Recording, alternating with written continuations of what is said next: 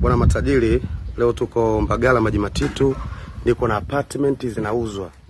Apartment zinauzwa $220,000, maongezi kidogo yapo. Apartment ziko sehemu mbili.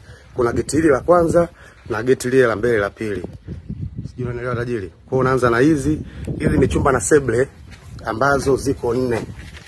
Chumba na seble na jiko ziko 4.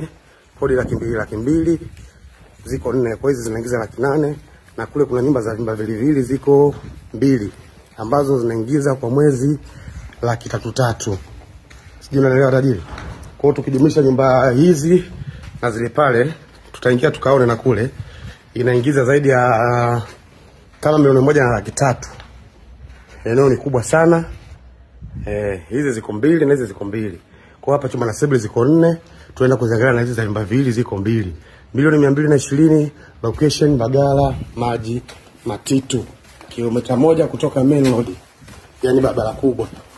Kama unavyoona nyumba ni mpya kabisa, zimenyoka. Matajiri za vyumba viwili ndo hizi, geti hili zote mwenyewe anatupa, mwenyewe ni mmoja kuanzia ukutole kule mpaka huku. Sijui unaelewa tajiri. Mwenyewe anatupa kwa $220,000, maongezi yapo. Location Mbagala Maji Matitu, kilomita 1 kutoka main road mpaka hapa. Kama unavyoona kumenyoka sana, nyumba za kisasa. Nyumba za kisasa, karibuni sana.